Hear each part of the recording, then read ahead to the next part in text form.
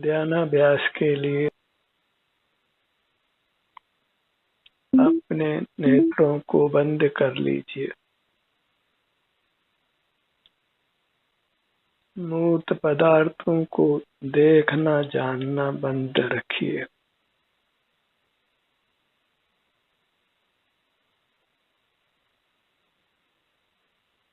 ये अमूर्त जीव मूर्त से क्यों बंधता है, उसका एक ही यथार्थ उत्तर है, यह अमूर्त जीव मूर्त पदार्थों को क्यों देखता जानता है।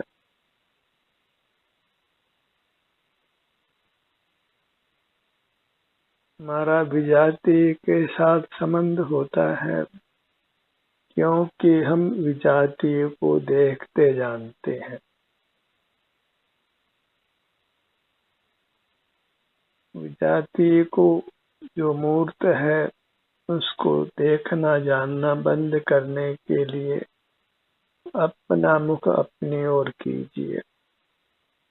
नेत्र बंद कर अपने अमूर्त शरीर का ही संवेदन कीजिए।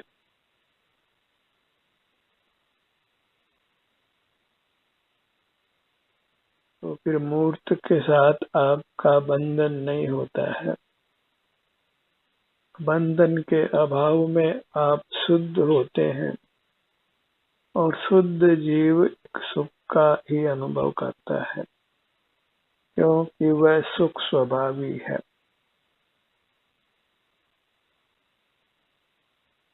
अब आपका कर्तव्य या दायित्व इतना ही है कि आप यथासंभव मूर्त पदार्थों को देखना जानना बंद रखें। यही एकमात्र मुक्ति का पुरुषार्थ है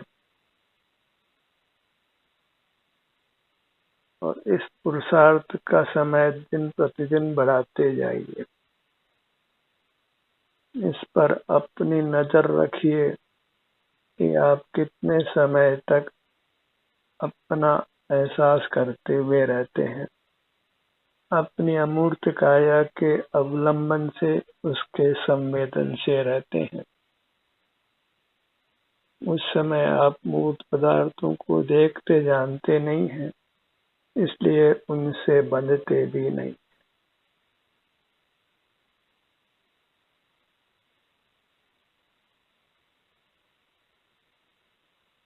राग मत करो, द्वेष मत करो, इस उपदेश का कुछ फल नहीं है। मूर्त के बंधन से मुक्त होने के लिए मूर्त पदार्थों को देखना जानना बंद करना होगा। मूर्त को देखना जानना तो हमारा स्वभाव है। हम ज्ञाता दृष्टा हैं, दर्शन ज्ञान स्वरूपी हैं। ऐसा जो मिथ्या प्रचार होता है तो फिर निश्चित ही आपका मूर्त से बंधन अनंत काल तक होता रहेगा। आप कभी भी मूर्त से मुक्त नहीं होंगे। हर धर्म के पंडितों ने, ठेकेदारों ने कुछ विपरीत तत्व प्रतिपादित कर रखे हैं। इसी से सारे संसारी जीव निरंतर दुख में रहते हैं तथा कथित धार्मिक आचरण करने पर भी वे नाना दुखों को भोगते हैं, अस्वस्थ होते हैं, बारंबार मरते और जन्मते हैं।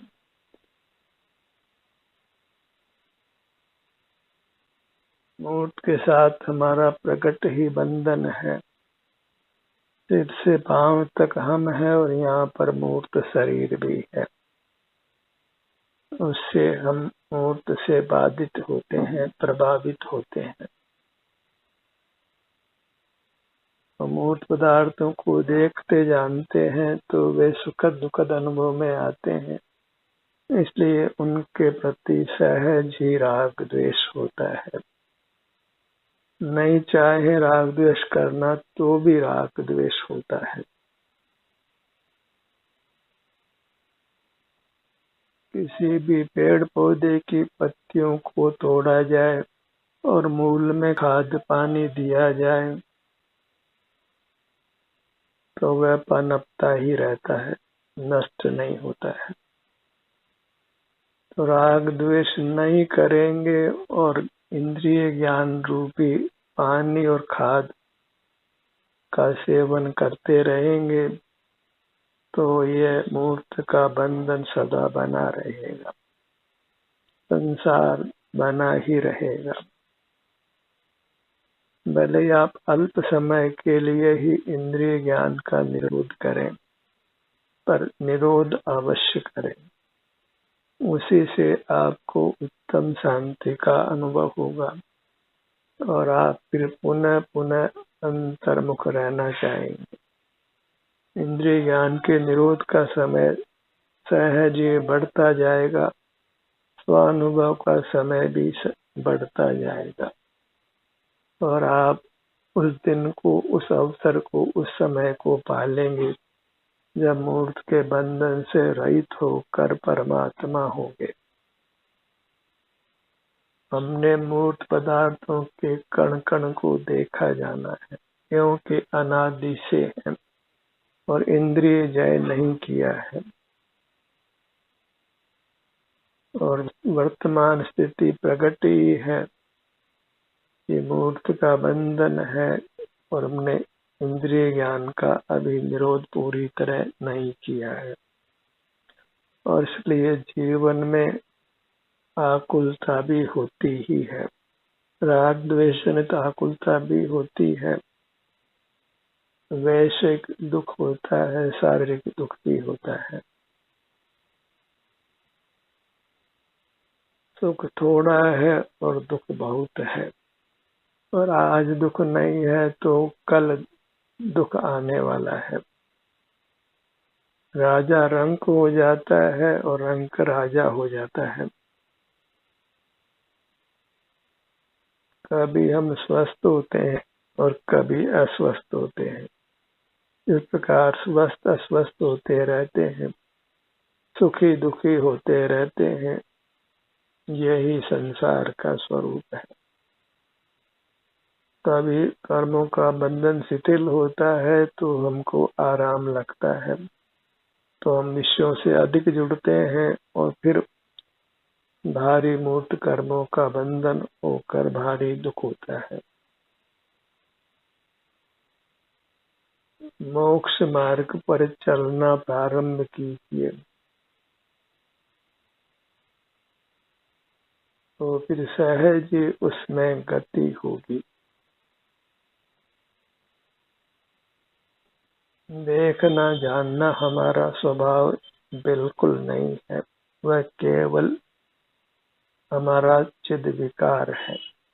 हमारा स्वभाव सुख है तो अपने से जुड़कर मिलता है और अपने से जुड़ने के बाद जब सकल कर्मों का बंधन समाप्त हो जाता है तो फिर सहज ही सर्वांग आनंद का अनुभव होता रहता है। जुड़ने की बात तभी तक है जब तक इंद्रिय ज्ञान जीवित रहता है, तो उसके निरोध के लिए ही हमें अपने से जुड़ने का प्रयत्न करना होता है और जब इंद्रिय ज्ञान पर पूरी तरह विजय हो जाती है, इंद्रिय ज्ञान को उत्पन्न करने वाले मोह कर्म का नाश हो जाता है और सर्वांग सुख प्रकट हो जाता है, तो फिर अपने से युक्त रहना, अपना ध्यान करना, इन सब की कुछ भी आवश्यकता नहीं होती है, क्योंकि फिर बहिर्मुखता ही नहीं होती है।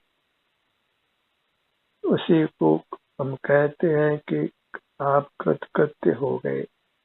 करने योग्य कार्य जो ध्यानाभ्यास था वो आपने कर लिया।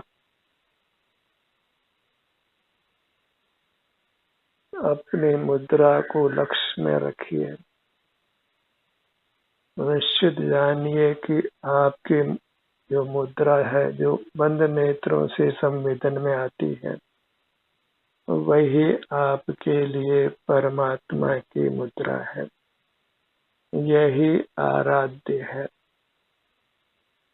इसी की आराधना, इसी का संवेदन, इसका संवेदन करना ही इसकी आराधना है। और पर पदार्थों के भरोसे सुख की आशा करना सिवाय पागलपन के और कुछ भी नहीं है। फिर वह पर पदार्थ आपका कल्पित परमात्मा क्यों न हो, क्योंकि सिद्धांत एक ही है, पराधीन सपने सुख नाही और स्वाधीन सपने दुख नाही। जब आप स्वावलंबन का पुरुषार्थ करते हैं, आत्म ध्यान का पुरुषार्थ करते हैं, अपने ध्यान को नेत्र बंद कर अपने शरीर पर ही रखने का प्रयत्न करते हैं, तो आप पाएंगे कि आपकी निद्रा के समय भी आपको दुस्वप्न नहीं सताते हैं, क्योंकि दुस्वप्न भी आपको दुख उत्पन्न करते हैं। आपकी निद्रा भी सुखद हो जाती है, आपके स्वप्न भी दुखदायक नहीं होते हैं। पराधीन में, स्वप्न में भी सुख नहीं है और स्वावलंबन में, स्वप्न में भी दुख नहीं है। तो स्वावलंबी रहने का प्रयत्न कीजिए। अपने जीवन में यही एक आमूलचूल परिवर्तन हमने करना है और इसमें देर करना अच्छा नहीं है, क्योंकि हमारे द्वारा की गई देर हमको ही दुख प्रदान करने वाली। बहिर्मुखता ही वास्तव में दुराचरण है, व्यभिचार है, कुशील है।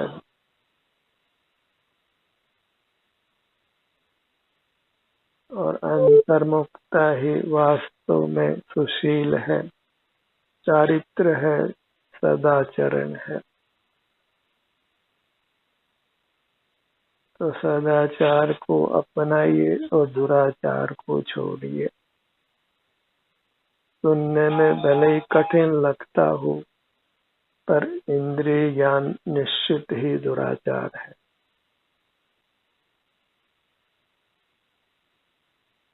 व्यभिचार है और उसी से यह जीव संसार में नाना योनियों में जन्म लेता है और मरता है, रोगी होता है, निर्धन होता है, अपयश पाता है और अवर्णीय दुखों को भोगता है।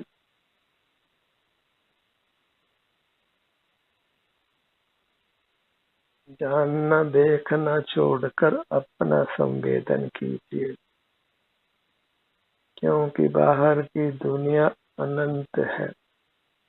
अनंती पर पदार्थ बाहर हैं, वे अपना रूप भी बदलते रहते हैं, बाहर की रचना बदलती ही रहती है। उस प्रकार उनको देखने का कभी अंत होने वाला नहीं है और उसमें आप मूर्त से निरंतर बंधते ही रहेंगे और अपना सुख स्वभाव जो सिर से पैरों तक है, उसके भोग से आप वंचित ही रहेंगे। जब हमको ध्यान नहीं करने का दुष्फल ज्ञात हो और ध्यान करने का सुफल ज्ञात हो, तो सहज ही फिर जीव ध्यान करने लगता है, इंद्रिय ज्ञान का निरोध करने लगता है। फिर ध्यान करने में कोई कठिनाई भाषित भी नहीं होती। ध्यान की जब श्रद्धा उत्पन्न हो जाती है, तो फिर ध्यान करना सुगम हो जाता है। फिर कदाचित मन बाहर जाता है तो हमें उसका खेद ही वर्तता है और हम पुनः यत्न करके अपने सन्मुख हो जाते हैं। तो आगे आगे फिर बहिर्मुखता कम होती जाती है, अंतर्मुखता बढ़ती जाती है, वीतरागता बढ़ती जाती है कर्म का बंधन शिथिल होता जाता है, तो फिर प्रतिकूल प्रसंग भी मिलना समाप्त होते हैं।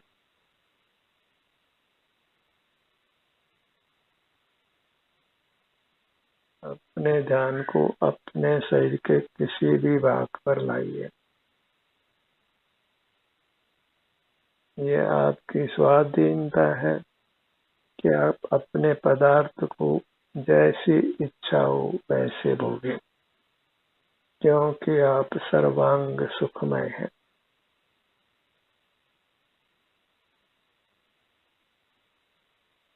आपका हर भाग सुखद है, आनंददाता है, क्योंकि वास्तव में आपकी मूर्त का ही नाम परमात्मा है। परमात्मा के संबंध में भ्रम में नहीं रहना है। आत्मा ही अपने सन्मुख होकर परमात्मा होता है। परमात्मा कोई हवा नहीं है, जीव से भिन्न नहीं है। यह लोक में जीव और अजीव दो ही है, तीसरा कोई भिन्न परमात्मा नहीं है। अपने ध्यान को अपने मुखमंडल पर लाइए।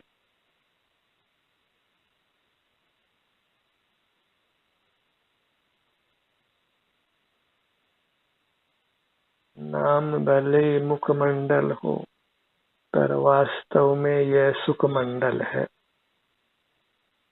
क्योंकि यहाँ सर्वांग सुख ही सुख है। ये तो बाहर देखते हैं तो फिर नाम मिलता है, ये आंखें हैं, ये कान है, ये नासिका है, ये जिह्वा है, ये स्पर्शन इंद्रिय है, ये मन है, ये मस्तिष्क है, ये हाथ है, ये पैर है। ये सब नामकरण हमारी बाह्य प्रवृत्ति के कारण पड़ते हैं, और यदि हम अपने सन्मुख रहें तो फिर हम केवल आनंद पिंड ही है, चित पिंड है, चेतन काया है, और उसी को चेतना वही हमारा पवित्र काम है, और वह काम ही हमको महान आनंद देता है, सर्व दुखों से हमारी रक्षा करता है। अपने ध्यान को अपने सिर के भाग पर लाइए।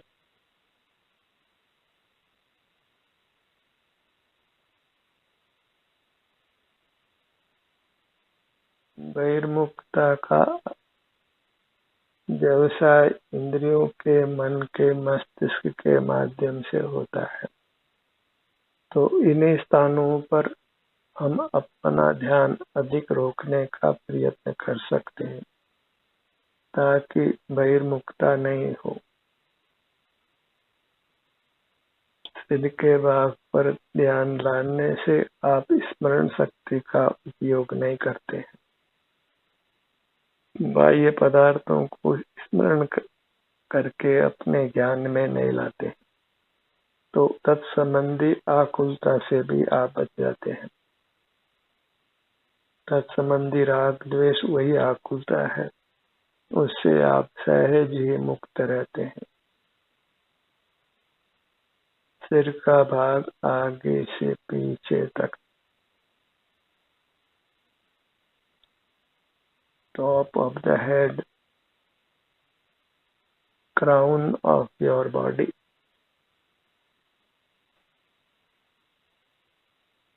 बहुत लोग सिर में वेदना की शिकायत करते हैं, और वे नहीं जानते कि यह वेदना सिर की उपेक्षा करने से ही हुई है।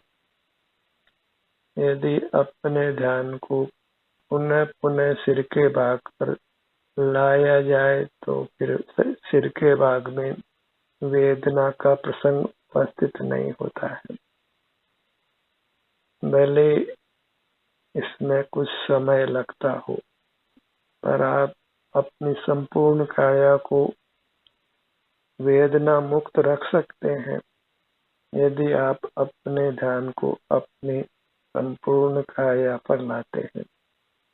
एक एक भाग कर ही भले लाए, पर जब आप को आपका आराध्य आपका अमूर्त शरीर ही होता है, तो फिर उसमें कर्म का बंधन नहीं होने से वेदना नहीं होती है। मूर्त का देखना जानना बंद रहता है तो मूर्त का बंधन भी नहीं होता है। आज तक हमने ये निर्धार ही नहीं किया कि मूर्त को देखना जानना जो सहज बन रहा है वह हमारे हित में नहीं है, उससे ही हमारे सुख का घात होता है। हम तो स्वच्छंद होकर निसंक होकर बिना किसी लगाम के मूर्त पदार्थों को देखते जानते रहते हैं और वहीं सुख पाने का प्रयत्न करते हैं। बाहर में ही सारी दुनिया हमने हमारी स्थापित कर रखी है और भीतर की दुनिया का हमें मानो कोई होश ही नहीं है। हमारा भी अपना अमूर्त शरीर है, इससे हम अपने से ही बेखबर हैं। जब अपनी खबर नहीं है तो सारी दुनिया की खबर भले ही क्यों न हो, वह सब वास्तव में बेखबर ही रहना है। जिसकी खबर होनी चाहिए उसकी खबर नहीं है, और जिसकी खबर से कोई लाभ नहीं है, हानि ही है, उसी की रात दिन खबर करते हैं। इसी का नाम दुश्चारित्र है, अपराध है, व्यभिचार है, पाप है। जो अपने को सुख से पतित करे उसी को पाप कहते हैं, और इंद्रिय ज्ञान हमको सुख से पतित करता है, च्युत करता है, इसलिए यही पाप है।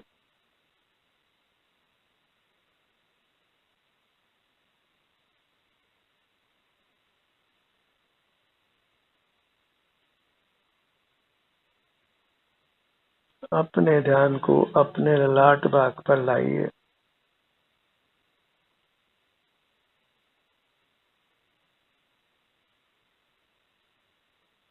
ध्यान सत्र से जुड़ने का असली फल तो ध्यान सत्र के बाद आना है, क्योंकि तभी आपको स्वाधीनता से अपने सन्मुख रहने का प्रयत्न करना है और तभी आपकी रुचि की परीक्षा होती है और हमें उस परीक्षा में कामयाब होना है। अपने ध्यान को अपने भ्रूमध्य पर लाइए।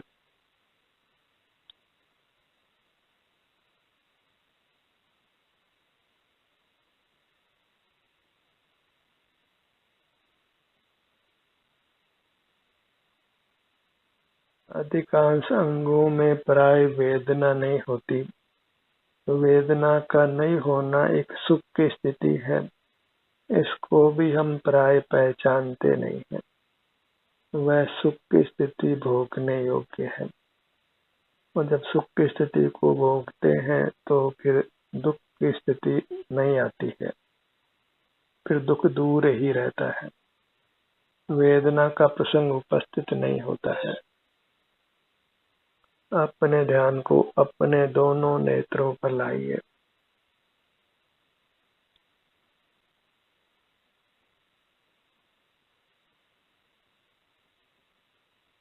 वेदना से जो घबरा जाते हैं वे मोक्ष मार्ग को नहीं साध पाते हैं। वेदना भोग लेना अच्छा है, लेकिन इंद्रिय ज्ञान में रहना अच्छा नहीं है, ऐसा निर्धार कर लेना योग्य है।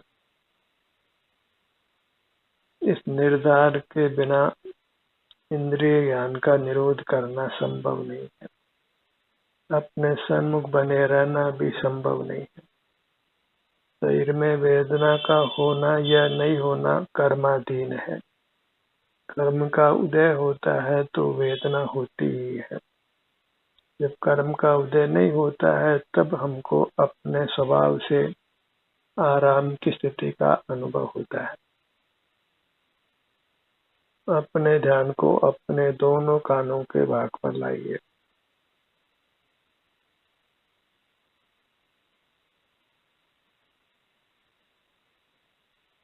ये रोग की स्थिति को हम भोग लेते हैं तो सहज ही हम बाहर की मिथ्या चिकित्साओं से अपने आप को बचा सकते हैं। वैद्य और चिकित्सक सब ने इसको एक आजीविका का साधन बनाया है और वे हर तरह से रोगी को लूटना ही चाहते हैं। कहावत भी है कि रोगी ठगाता है। रोगी नहीं ठगाएगा यदि वह परावलंबन छोड़कर अपने रोग की दशा को भी स्वाधीनता से भोग लेता है तो निश्चित ही कर्म के बंधन से मुक्त होकर अपने स्वाभाविक स्वास्थ्य को पा लेता है। सुख तो हमारा स्वरूप है तो उसको तो प्रकट होना ही।